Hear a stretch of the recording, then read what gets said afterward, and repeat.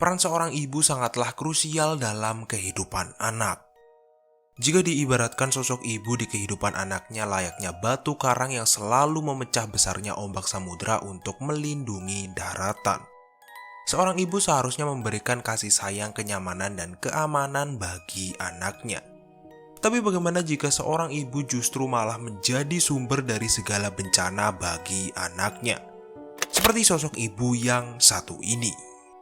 Tiffany Ann Lucas, atau yang biasa dipanggil Tiffany Lucas, adalah seorang single mother berusia 32 tahun dari dua orang anak, yaitu Maurice Baker Jr. dan Jaden Howard. Tiffany dan kedua anaknya tinggal di sebuah rumah kontrakan yang berada di daerah Shepherdville, Kentucky. Rumah yang ditempati Tiffany ini bisa dibilang cukup besar untuk sebuah rumah kontrakan. Rumah ini memiliki luas 1.400 kaki persegi dengan dilengkapi 3 kamar tidur dan 2 kamar mandi. Di samping kesibukannya merawat kedua anaknya, Tiffany kerap kali memanfaatkan waktu luangnya dengan membagikan kegiatannya di media sosial. Postingan yang dibagikan Tiffany di medsos cukup beragam. Akan tetapi yang paling sering nampak di feed-nya adalah berbagai kegiatannya dengan kedua putranya. Tentu saja jika kita melihat postingan-postingan ini, hal yang terbesit di kepala kita adalah Tiffany adalah seorang single mother yang kuat dan mencintai kedua putranya. Mungkin sikap penyayang ini timbul dari parenting orang tuanya dulu. Saat Tiffany masih kecil, Tiffany ini adalah anak yang sangat dekat dengan ayahnya. John Lucas, ayah Tiffany, adalah orang tua yang sangat cocok untuk dijadikan role model bagi Tiffany untuk membesarkan kedua putranya. Dia adalah ayah yang baik, sayang dengan anak-anaknya, dan kepala keluarga yang bertanggung jawab. Di balik senyum yang selalu tergurat di setiap foto-foto ini, Tiffany menyembunyikan luka-luka yang selama ini dia dapatkan rapat-rapat. Mungkin banyak dari kita berpikir kalau wanita secantik Tiffany ini hidupnya selalu mudah dan serba enak. Tapi kenyataannya kehidupan Tiffany juga dipenuhi berbagai masalah seperti manusia-manusia lain di bumi ini. Kehidupan percintaannya sendiri juga tidak berjalan mulus, di mana kedua putranya ini didapatkan dari dua orang pria yang berbeda. Seperti yang aku sebutkan tadi, Tiffany ini adalah seorang single mother. Dan tentunya sebagai seorang single mother, dia harus memenuhi sebagian besar kebutuhan kedua putranya itu sendirian. Di masa ini Tiffany kerap kali harus menghabiskan malam-malamnya di tempat kerjanya setelah tokonya yang bernama Mischief One Stop harus gulung tikar pada tahun 2018 setelah hanya bertahan 1 tahun karena kurangnya peminat. Dan tidak lama setelah peristiwa ini, Tiffany harus mendekam selama 30 hari di penjara akibat kepemilikan narkoba. Masalah nampak datang bertubi-tubi kepada Tiffany. Setelah dihantam 2 peristiwa berat, kali ini dia kembali dijatuhkan dengan kabar kematian ayahnya pada tahun 2019. Kepergian ayah tercintanya saat itu benar-benar membuat mentalnya down dan tenggelam dalam kesedihan. Dan sebelum dia bisa bangkit dari semua itu, dia kembali menerima kabar bahwa ibunya mengalami stroke dan didiagnosa mengidap tumor otak. Berbagai masalah yang datang bertubi-tubi telah membuat Tiffany menjadi orang yang sangat-sangat berbeda daripada sebelumnya. Meskipun begitu, senyuman tetap tergambar di dalam foto-foto yang diabadikannya di media sosial. Akan tetapi, apakah masih ada kebahagiaan di balik setiap senyumannya?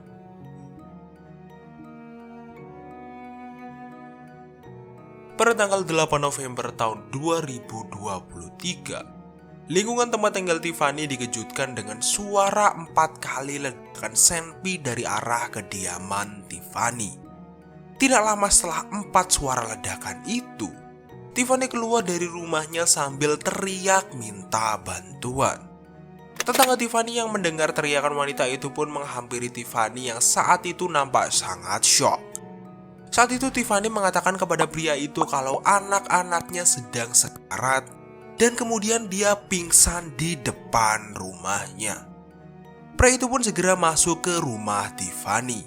Dan sesampainya dia di kamar, dia mendapati Maurice dan Jayden dalam keadaan terbaring tak berdaya di kamar itu. Dan beberapa meter dari tubuh mereka, tetangga Tiffany itu melihat ada Senpi di atas kasur. Jayden dan Maurice pun akhirnya dilarikan ke rumah sakit anak Norton di Louisville dan segera mendapatkan pertolongan. Tragedi yang menimpa keluarga Tiffany ini cukup mengejutkan lingkungan sekitar.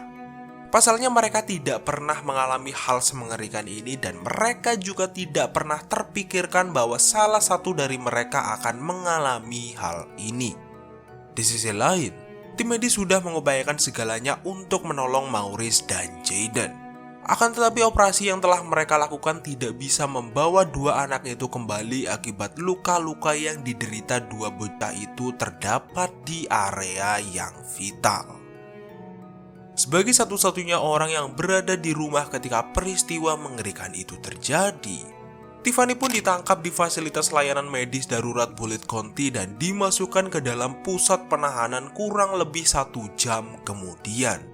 Wanita itu ditahan dengan jaminan $2 juta ketika diinterogasi. Tiffany menyatakan bahwa dirinya telah dimanipulasi lewat internet, Facebook, dan Wi-Fi-nya. Tidak hanya itu, Tiffany juga mengatakan kepada investigator kalau pelepasan peluru itu tidak sengaja. Dan dia juga mengatakan bahwa dia meninggalkan Senpi di kamar dan kemudian ada seseorang yang telah memberikan Senpi itu kepadanya. Akan tetapi, dia juga bersaksi kalau tidak ada orang lain di rumah itu selain dirinya dan anak-anaknya. Pernyataan yang membingungkan petugas ini pun membuat mereka meragukan tingkat kewarasan wanita 32 tahun itu. Mereka juga curiga kalau jangan-jangan ada orang yang dengan sengaja memaksa Tiffany melakukan hal mengerikan itu kepada kedua buah hatinya. Menurut kesaksian yang diberikan tetangga Tiffany, sehari sebelum peristiwa pelenyapan Jayden dan Maurice itu terjadi, mereka sempat melihat gerak-gerik Tiffany yang nampak aneh tidak seperti biasanya. Mereka bersaksi kalau saat itu Tiffany terlihat gelisah ketika sedang membersihkan karpet di luar rumahnya. Dan ketika ditanyai apakah dia baik-baik saja, wanita 32 tahun itu menjawab sedang ada banyak hal yang terjadi. Kembali ke TKP, petugas yang menginvestigasi rumah itu menemukan surat penggusuran di dapur.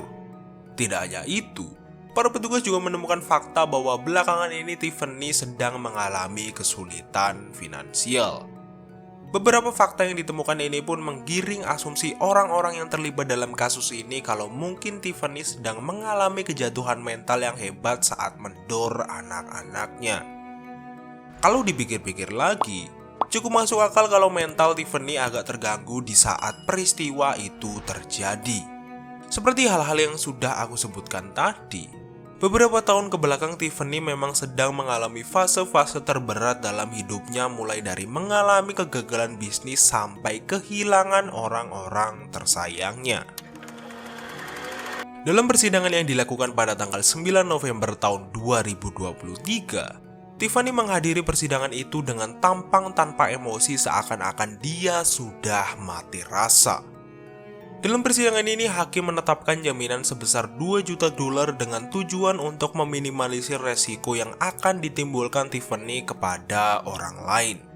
Tidak hanya itu, hakim juga memberikan syarat khusus dalam persyaratan penjaminan yang menyatakan Tiffany dilarang untuk memiliki Senpi jika dia berhasil mendapatkan jaminan. Tiffany pun didakwa dengan 2 pelenyapan nyawa berencana. Akan tetapi, Tiffany melalui pengacaranya mengatakan kalau dia tidak bersalah.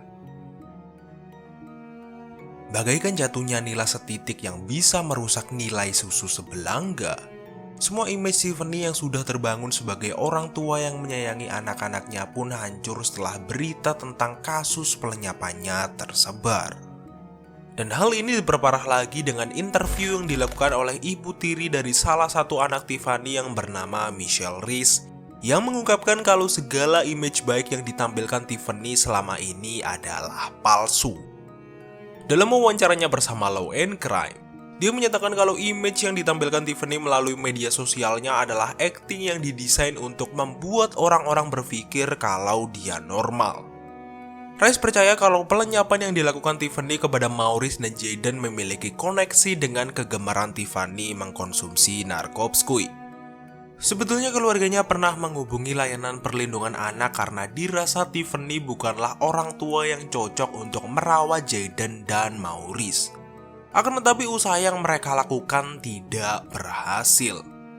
Tidak hanya itu, Rice juga mengungkapkan kalau di matanya perilaku Tiffany tidak pernah normal dan Tiffany juga bisa dibilang selalu menjauhkan Maurice dari dirinya dan keluarganya.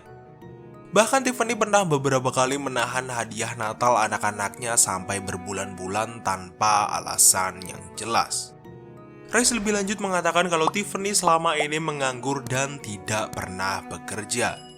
Dan Tiffany selama ini selalu memanfaatkan suaminya untuk mendapatkan keuntungan bagi dirinya sendiri. Dan yang terakhir, Rice mengatakan kalau dia sama sekali tidak percaya dengan perkataan Tiffany kalau ada yang memanipulasinya untuk melenyapkan Maurice dan Jayden. Baginya Tiffany adalah orang yang kompeten untuk melakukan hal mengerikan itu tanpa adanya dorongan, manipulasi, atau paksaan dari siapapun. Dari semua bukti yang sejauh ini sudah terkumpul, menurutku Tiffany sudah jelas adalah satu-satunya orang yang telah menarik pelatuk kepada kedua puteranya. Hal ini didasari oleh fakta bahwa di saat peristiwa itu terjadi, Tiffany adalah satu-satunya orang yang berada di dekat Jayden dan Maurice. Tapi yang menjadi pertanyaan terbesar dalam kasus ini adalah apakah Tiffany melenyapkan Jayden dan Maurice dalam keadaan mental yang sehat, tidak dalam tekanan, dan tidak dimanipulasi orang lain?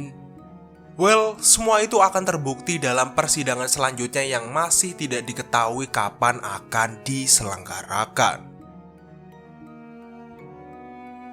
Jadi gimana menurut kalian? Apakah Tiffany adalah orang yang telah melenyapkan Maurice dan Jayden? Dan apakah Tiffany melakukan hal itu tanpa adanya paksaan atau manipulasi dari orang lain? Tulis pendapat kalian di kolom komentar di bawah ini. Seperti biasa, jika kalian menyukai video kali ini jangan lupa untuk di like dan di subscribe dulu. Dan jangan lupa juga untuk menyalakan lonceng notifikasinya agar kalian tidak ketinggalan update terbaru dari channel ini. Oke lah, itu saja untuk History kali ini. Rizky Santoso pamit. I'll see you in the next video.